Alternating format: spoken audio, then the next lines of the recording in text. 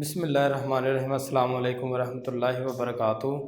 امید کرتا ہوں بیٹا آپ ٹھیک ہوں گے۔ آج 10th کلاس کا جو لیکچر ہے بیٹا اردو کا لیکچر ہم نے سٹارٹ کیا ہے اور 7 نمبر لیکچر ہے بیٹا 7 نمبر۔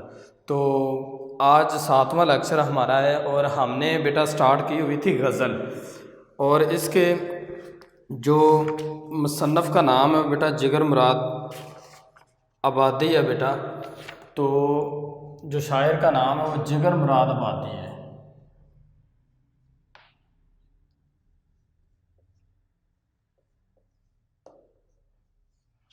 اور اس کے پہلے ہم نے بیٹا جو 3 شعر تھے وہ پڑھ لیے تھے۔ آج ہم مزید جو آگے 4 شعر رہ گئے ہیں ان پہ ڈسکس کریں گے، گفتگو کریں گے بیٹا۔ تو اب میں چوتھا شعر لکھتا ہوں بیٹا۔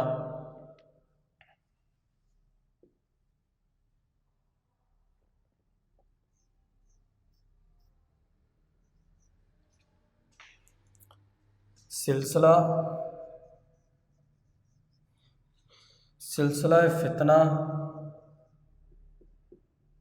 فتنہ قیامت کا تیری خوش کامتی سے ملتا ہے۔ اب اس میں مشکل الفاظ بیٹا، فتنہ فساد کو کہتے ہیں لڑائی جھگڑا، آگے خوش کامتی کہتے دراز قد کو، لمبا قد۔ اس میں 2 ہی مشکل الفاظ تھے، ان کے معنی آپ کو بتا دیے گئے بیٹا۔ اب جگر مراد آبادی اس چوتھے شعر میں ہمیں یہ بتانا چاہتے ہیں کہ وہ محبوب کے دراز قد کو دیکھ کر بہت زیادہ خوشی محسوس کرتے ہیں، جیسا کہ بیٹا انسانی حسن و جمال کے اندر قد کا بہت زیادہ اہمیت کا حامل ہے، تو اسی طرح حسن و جمال کے حوالے سے ایک قد و قامت ہونا بھی ایک بہت انسان خوبصورت لگتا ہے۔ تو وہ اپنے محبوب کو اسی لیے کہہ رہے کہ سلسلہ فتنہ قیامت کا ہے، کہ یعنی تمہارا قد دراز ایسے لگ رہا ہے جیسے قیامت برپا ہو رہی ہے، جیسے قیامت آنے والی، کہ قیامت کا سلسلہ شروع ہو چکا ہے۔ اب اسی شعر کے اندر کیونکہ حسن و جمال کے حوالے سے بات ہو رہی ہے، تو بعض لوگ ایسے ہوتے ہیں وہ اپنے محبوب کی آنکھوں میں سما جاتے ہیں، اور بعض ایسے لوگ ہوتے ہیں جو اپنے محبوب کی سیاہ زلفوں میں سما جاتے ہیں۔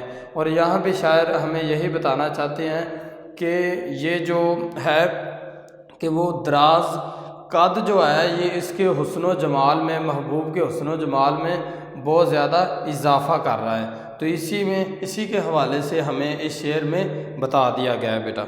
آگے 5واں شعر دیکھیں۔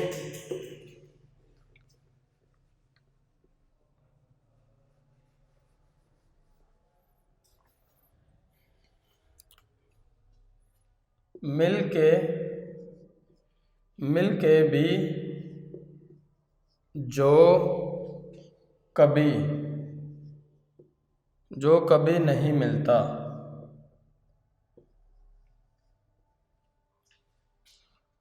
ٹوٹ کے دل اسی سے ملتا ہے۔ اب اس میں مشکل الفاظ بیٹا ٹوٹ کے دل ہی ہوتا ہے، تو اس کا مطلب ہے انتہا کو پہنچ کر۔ اب اس شعر میں جگر مراد آبادی ہمیں بتانا چاہتے ہیں 5ویں شعر میں بیٹا کہ مل کے بھی جو کبھی نہیں ملتا۔ اب پہلے مصرعے میں وہ ہمیں بتا رہے ہیں کہ محبوب کے ساتھ ملنا ایک بہت بڑی سعادت ہوتی ہے عاشق کے لیے، کیونکہ وہ اپنے محبوب کو دیکھ لے، اس کی باتیں سن لے تو اس کے لیے بہت بڑا ہی اعزاز ہوتا ہے۔ لیکن اب وہ کہتا ہے کہ میرا محبوب جو وہ بے رخا ہے، اس کو بے رخی اس میں بہت زیادہ ہے، اس میں غرور اور تکبر بہت زیادہ ہے۔ میں بار بار بھی اس سے ملتا ہوں، لیکن اس کے ملنے کی جو وجہ ہے وہ صرف اس کا غرور اور تکبر ہے، وہ میری طرف نظر کرم کرتا ہی نہیں ہے، کیونکہ میرا دل ٹوٹ چکا اس سے، لیکن پھر بھی میری یہی کوشش ہوتی ہے کہ میری کوئی ادا میرے محبوب کو پسند آ جائے، اور اسی ادا کے وہ صدقے جو ہے وہ میری التجا کو قبول کر لے اور مجھ سے اچھے طریقے سے، اچھے انداز سے ملاقات کرے۔ آگے بیٹا چھٹا شعر دیکھیں۔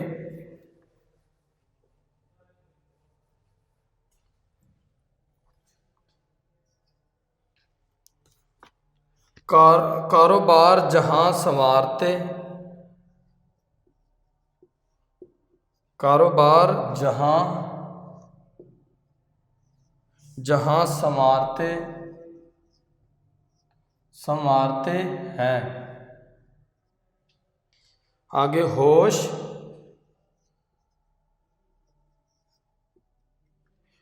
ہوش جب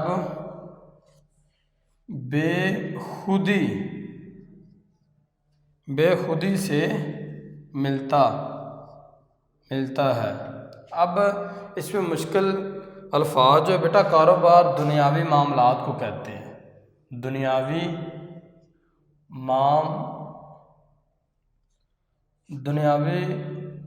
معاملات کو کہتے ہیں، اور سمرتے کا مطلب ٹھیک ہونا، اور بے خودی کا مطلب ہے اپنی ذات سے بے خبر، اپنی ذات سے بے خبر۔ اب مشکل الفاظ بھی آپ کے سامنے بیٹا لکھ دیے گئے، یہ چھٹا شعر ہے، اور اس میں جگر مراد آبادی یہی بتانا چاہتے ہیں کہ کاروبار جہاں سنورتے ہیں، ہوش جب بے خودی سے ملتا ہے۔ بے خودی کہتے ہیں کہ اپنی خبر بھی نہ ہونا۔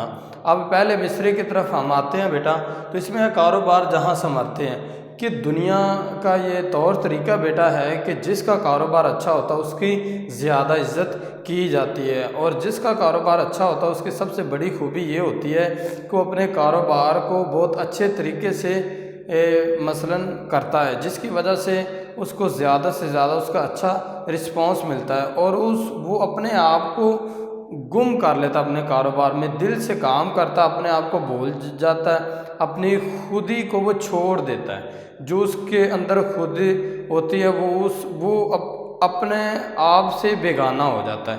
تو اس شعر میں یہی ہے کہ کامیابی انہی لوگوں کو ملتی ہے جو اپنے آپ کو فنا کر کے لوگوں کی خدمت کرتے، جیسا کہ علامہ محمد اقبال شہر مشرق اپنے شعر میں کہتے ہیں، اے لوگ وہی جہاں میں اچھے آتے ہیں جو اوروں کے کام، درد دل کے واسطے پیدا کیا انسان کو، ورنہ طاعت کے لیے کچھ کم نہ تھے کرو بیاں۔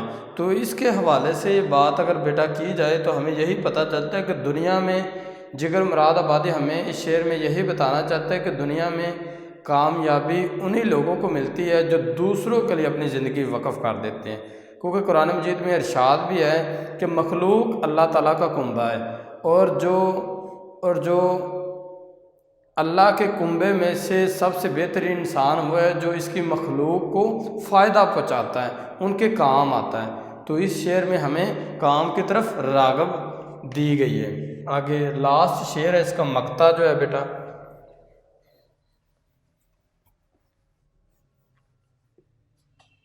ساتواں شعر ہے بیٹا،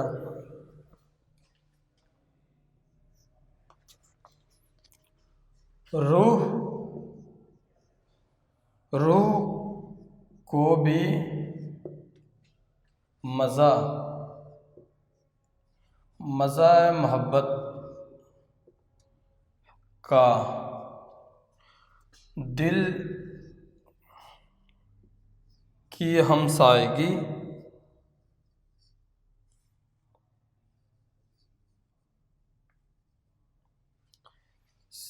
سے ملتا ہے۔ اب یہاں پہ لطف بیٹا، مزے کا مطلب ہوتا ہے لطف اندوز ہونا، یعنی خوش وغیرہ ہونا اس کا معنی، اور ہمسائیگی کا مطلب ہوتا ہے ہمسایہ جو ہوتا ہے۔ روح کو بھی مزہ محبت کا ہے، یعنی جگر مراد آبادی اس پہلے مصرے میں 7 نمبر شعر میں ہمیں بتا رہے ہیں بیٹا، پہلے مصرے میں کہ دل اگر روح کو سکون ملنا ہوتا نا تو اس کے لیے دل کا ٹھیک ہونا سب سے بہتر، اور روح کی جو غذا ہے وہ جیسا کہ محبوب کے ساتھ ملنا اور اس کے ساتھ گفتگو کرنا، یہ ساری، اور اس کے لیے محبت کا لفظ استعمال ہوا ہے بیٹا اس میں۔ اور محبت کے حوالے سے اگر جگر مراد آبادی اس شعر میں ہمیں یہی بتانا چاہتے ہیں کہ محبت اور عشق اگر آ جائے انسان کے اندر تو روح کو بہت زیادہ تازگی ملتی ہے، وہ اس سے انسان کی جو روح ہے وہ تر و تازہ ہو جاتی ہے۔ دوسرے مصرے میں دیکھیں دل کی ہمسایگی سے ملتا ہے۔ اب دوسرے مصرے میں شاعر ہمیں یہی بتانا چاہتے ہیں کہ اگر عشق اور محبت دونوں مل جائے تو اس سے روح کو تازگی ملتی ہے، اور محبت جو ہے اس کی اماج گاہ، اس کی رہائش گاہ جو ہے وہ دل ہوتا ہے، اور دل میں سب سے زیادہ جو ایک نقطہ ہوتا ہے وہ روح کا ہوتا ہے، اور جس کا دل تندرست ہوتا ہے اس کی روح بھی تندرست ہوتی ہے۔ اور اس کے حوالے سے نبی کریم صلی اللہ علیہ وسلم کی حدیث بھی ہے کہ انسانی جسم کے اندر گوشت کا ایک ایسا لوتھڑا ہے، اگر وہ ٹھیک ہے تو پورا جسم ٹھیک ہے، اگر وہ خراب ہے تو پورا جسم خراب ہے۔ اور نبی کریم صلی اللہ علیہ وسلم نے دل کی طرف اشارہ کرتے ہوئے کہا کہ یہ دل ہے۔ تو اس سے پتہ چلتا ہے کہ اگر انسان کا دل ٹھیک ہے تو اس کا پورا جسم سراپا ٹھیک ہے، اگر دل اس کا بے قرار ہے تو اس کی روح بھی بے قرار ہوگی، وہ بھی بے چین ہوگی۔ تو اس شعر میں ہمیں اور اس میں یہ بھی بتایا گیا کہ جیسا کہ دنیا کی طرف اگر نظر ڈالی جائے تو پتہ چلتا ہے کہ ایک اچھا ہمسایہ ہو تو بہت زیادہ اچھی زندگی گزرتی ہے، اگر ایک برا ہمسایہ ہو تو زندگی ایسے گزری ہوتی جیسے انسان جہنم میں رہ رہا ہوتا ہے۔ تو اس سے یہ بھی پتہ چلتا ہے کہ اچھا ہمسایہ ہونے کی وجہ سے انسان کی زندگی اچھی گزرتی ہے، اور اگر اس کے ساتھ ایک برا ہمسایہ ہوگا تو اس کی جو زندگی ہے وہ ایک جہنم مانند بن جائے گی کہ ہر وقت وہ آگ میں رہ رہا ہوگا۔ تو اس شعر میں جگر مراد آبادی ہمیں اس کی طرف ہی اشارہ کرنا چاہتے ہیں۔ تو امید کرتا ہوں کہ یہ جو 7 شعر ہم نے پڑھ لیے بیٹا یہ آپ کو ان کی سمجھ آ گئی ہوگی۔ اب ہم اردو بے کی طرف آتے ہیں۔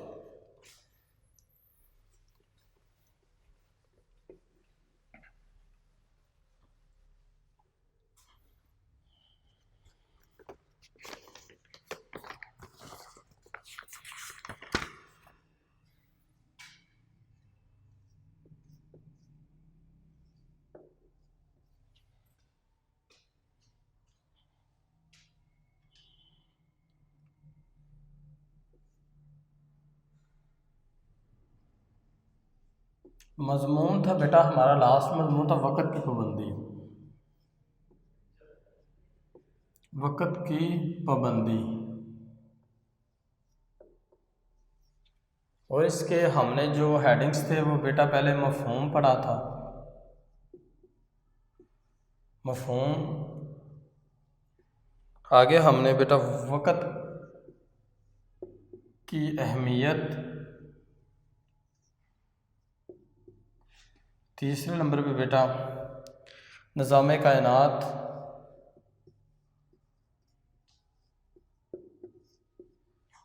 چوتھے نمبر پہ ہم نے معیار ترقی و کامرانی،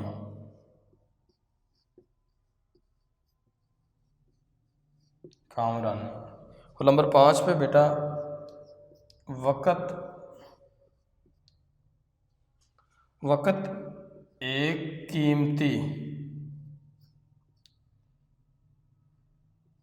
قیمتی خزانہ، آگے 6 نمبر پہ بیٹا ہم نے پڑھا تھا پابندی وقت اور ارکان اسلام، پابندی وقت اور ارکان اسلام، اور آگے 7 نمبر پہ بیٹا دیکھیں کسان کی مثال،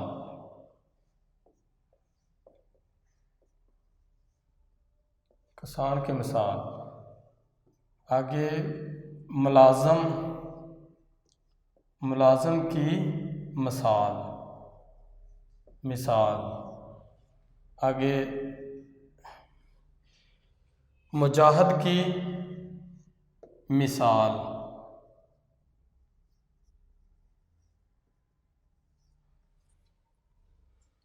آگے 10 نمبر پہ بیٹا 10 نمبر پہ دیکھیں، طالب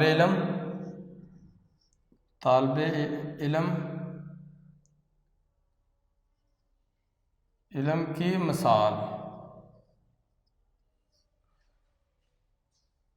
اور لاسٹ پہ دیکھیں بیٹا، وقت انسان کے لیے چیلنج ہے۔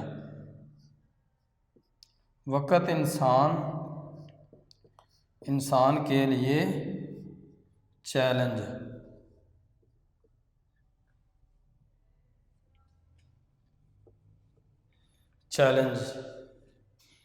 اب بیٹا اب اس کے پہ ڈسکس کرنے سے پہلے میں آپ کو بتانا یہ چاہتا ہوں کہ وقت کسے کہتے ہیں۔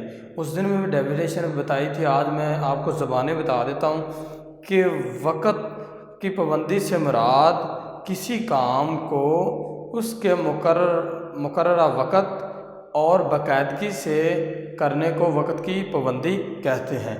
مفہوم پہ تو یہ ڈیفینیشن ہی آپ کو بتا دی گئی ہے۔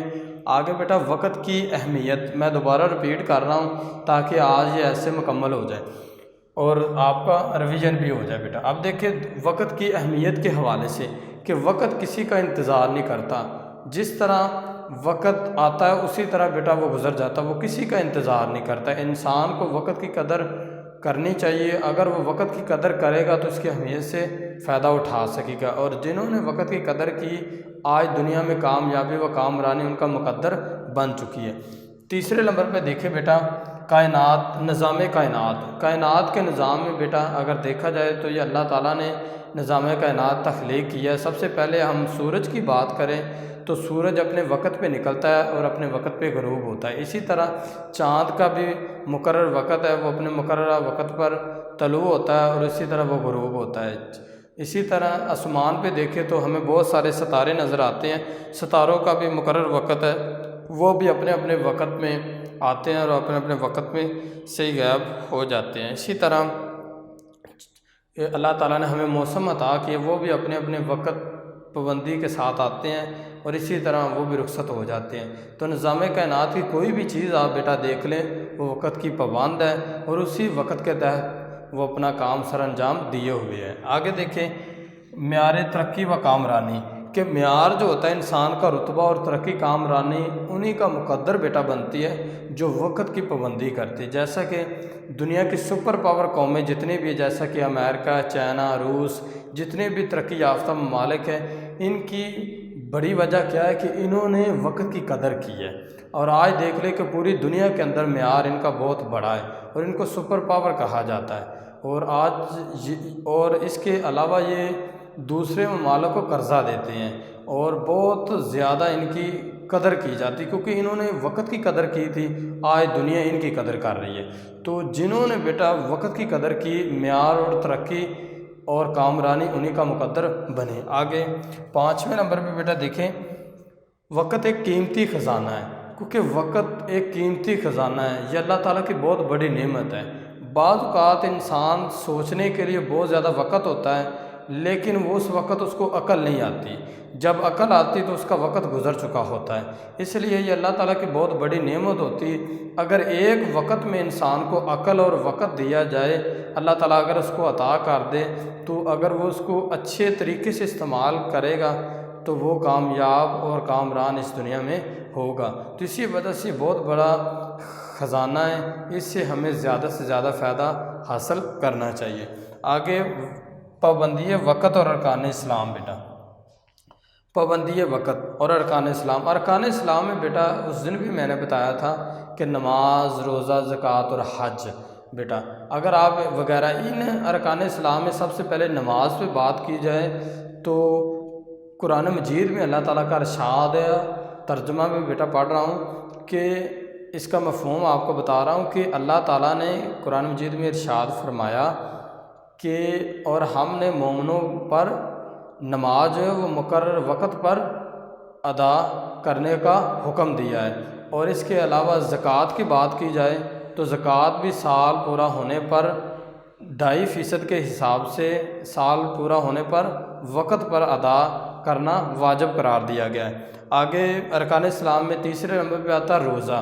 روزہ بھی مقرر وقت پر آتے ہیں، اور سال میں اسی طرح جب رمضان کا مہینہ آتا ہے تو روزے آ جاتے ہیں، اور جب رمضان کا مہینہ ختم ہو جاتا ہے تو روزے ختم ہو جاتے ہیں۔ اسی طرح پانچویں نمبر پہ آتا ہے حج۔